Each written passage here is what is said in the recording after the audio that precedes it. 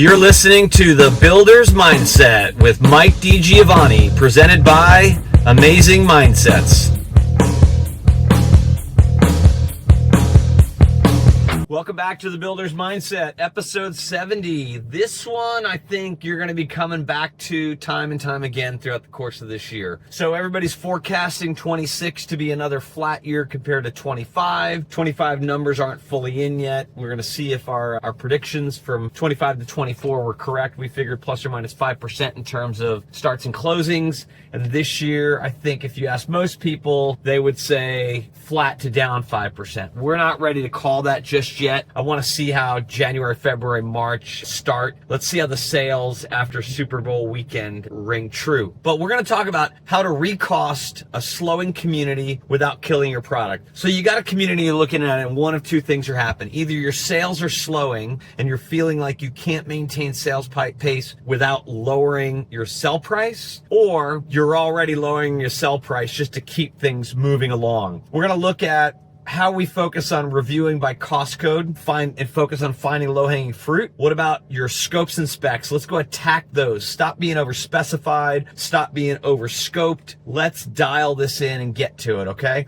And then we're going to talk about reevaluate, reset trade pricing, and performance. Let's do a market check and a negotiate by plan, by trade, by cost code. So if you want to deep tools and templates, you want to look into that deeper, join us in the Builders Mindset School community. This is where we drop the courses and the downloads that'll help you really get into the nitty-gritty of the methodology of how we've done this time and time again for multiple 9-figure entities. All right. So let's talk first about reviewing your cost by cost and looking for low-hanging fruit. So we want to start with reality. We're not guessing. We got to go line by line. So we want to start with pulling a couple of snapshots. You want to look at your original pro forma baseline budget. You want to look at your current forecast. What's your latest cost to complete? And we want to look at your actuals to date. What's already locked in? Is this a community that's about to start? You're in pre-sales, or is everything already contracted out? You're already starting. You're already spec'd. You've already launched your marketing collateral and whatnot. Let's take a look at where we're at from that perspective. So let's sort our cost codes into a few different buckets. Let's look at the already committed. If you've got stuff that is just like absolutely non-negotiable, let's not waste time arguing about that. Do you have a community that's all electric, and so certain aspects are driving certain features that cost more? Do you have certain codes in a certain municipality that are higher than other places that you can't adjust because you have certain mandatory standard minimum features? Let's get that out of the way so we're not focusing on things that we can't move the needle on. Let's talk about things that we've committed to but we're flexible. These might be change orders that we see happening, specification alternatives that we might have to internally work with our team to get buy-in on, and then things that are there areas where we feel we can renegotiate. Is there a lot of bench strength either for us in a particular trade, or is there a lot of bench strength in the market that we can start to take advantage of? Or is this one of those categories where there's only one trade in the market doing this activity? So let's figure that out. And then, is there anything that's not yet bought? Do we have some leverage or things that we can move fast on, where it's either we haven't fully specified a particular product, we really haven't launched, we haven't started the models yet, or maybe we haven't installed the models yet, and we have leverage where we can really move some things around with little to no headache. Let's start. We want to look at some of these silent killers. We call these upgraded specs that became standard by accident. How does this happen? Oh my gosh, I've seen this so many different. When things are good, we go, it's just a couple of can lights. A big deal. It's a couple of disc lights. Or, hey, why don't we do that little extra feature there? I think the buyers will really like that. And next thing you know, you've added 50 cents, $1, $2, $3 a square foot to your home. And this could be $2, $3, $4 grand that equates to a retail value on your margins of $4, $5, $6, $7 grand, okay? So let's look for those things. Also, some of the things I've seen is sometimes builders will take these things that were options, and for a time being, they'll include these options. They'll keep them still options. When we reevaluate things, they don't need to be standard anymore. They can revert back to being options. Do we have repeated change orders on the same scopes? We keep doing the same thing over and over again, but they're not officially contracted. Now, you might say, well, that doesn't really save us money. It does. If you're paying $750 for framing technique that you have to do that's not called out in the scope, if you set that as a standard because it's a code practice standard or a structural design minimum, maybe you now buy it for $500. Your net ultimate pickup could still be $250 a house. All right, so let's look at that. And then options and structural patterns that are driving up cost creep. We talked about this before. These crazy structural options that make it really hard, and you're double paying sometimes for certain things when you add square footage to homes. Let's first try to eliminate those. Do we have certain window packages that maybe our framers are including headers for certain windows that are optional, and we're actually paying that on the base house cost, so we're not able to capture that from a cost perspective on the options, and it's being pushed into our base house, so buyers are getting windows for cheaper than they should be. That's one example. Cycle time driven costs. It's our cycle time. Have we reduced our cycle time, and are there certain things like supervision drag or temp utilities that we could just improve by even reducing our cycle time even lower? By the end of this step, if you do it well, you should have ranked the top 5 cost codes where you can actually move the needle. Once again, like we said a little bit, if you want the deeper tools and templates, join the Builder's Mindset School community, because this is where we drop basically the templates and the Warrior Profit Academy processes that you could follow step-by-step actions for how to implement the stuff. All right, so let's talk about attacking scopes and specs. I think this is one of the biggest areas where most builders just don't even realize over the last 4 or 5 years, we've just started adding costs that we're not getting back. And we'll talk a little bit about this when we get a second one. What do I mean by that is, in COVID times, sales were so good, interest rates were so low. I saw this time and time again. Builder mentality was, I don't care, just show up and build the house, get it done on time. And so we had increased specs, increased costs, increased scopes, all of this stuff that we need to really start dialing that back in now. Stop being overspecified. The simple truth is, most margin leaks aren't as dramatic as you'd like to think. It's a death by 1,000 upgrades, 1,000 spec upgrades. The next thing, 50 here, 100 here, 75 there. All of a sudden you spent $6,000 and you don't even need any of that anymore. So let's just start with a spec justification test. What is customer visible versus behind the walls, number one? And then what's a must-have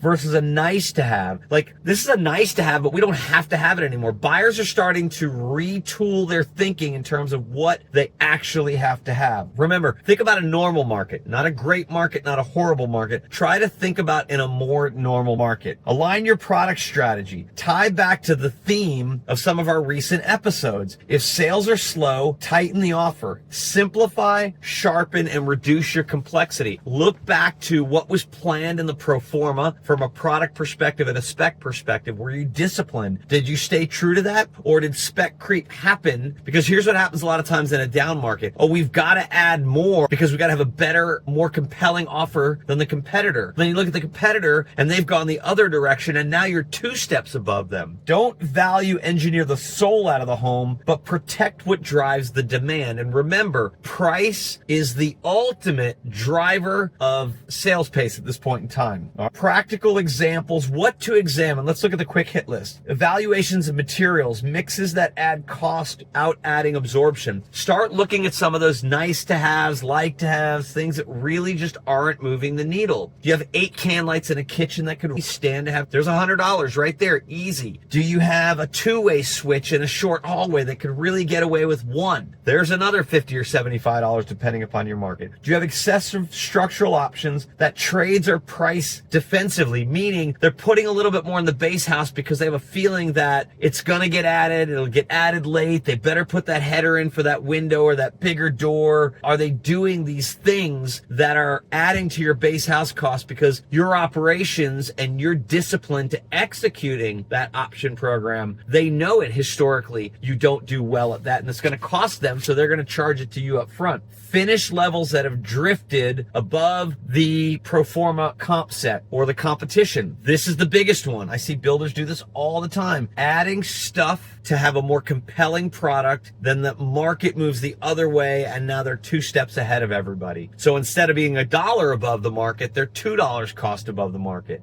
and they just haven't taken the time to review that. Design features adding labor, time, and schedule risk. Just start looking again at things that you're doing in your home home that are either the exterior elevations have too much gingerbread, your interior features have too much variability, is there different countertop colors from the master to the powder to the kitchen, you name it. Just look for things that could be the same from one room to the next that aren't. Let's also start looking at, are you putting in the gizmos and gadgets that really are more for custom remodels and higher end things, and you're just making it complicated? Are you getting something that's not available through the normal supply chain, so you're stuck paying the higher price through that one supply chain channel because they know you're a captive audience? Come on, let's get smart about this. Okay, so also build a spec alternatives list before you touch pricing with trades. Work on that first, get that dialed in. So let's not have trades give you back what you want because you lowered the spec but not address their margins, and we'll talk about that in the next section. Make sure your team, purchasing, construction, sales, design, customer service are all aligned on this whole process. You should walk away with a protected list of a don't touch so you save your time. If you're not going to say yes to it, or there's not a willingness to potentially say yes to it, don't waste your purchasing team's time on it. And then you should also have a simplify list, like approved alternatives. These are the areas we're definitely willing to look at, okay? All right, so let's dive into the last and one of the key areas in this part. This is going to be tough. My trade partner clients are going to struggle to hear this from me if they listen, but look, we got to reset trade pricing and performance,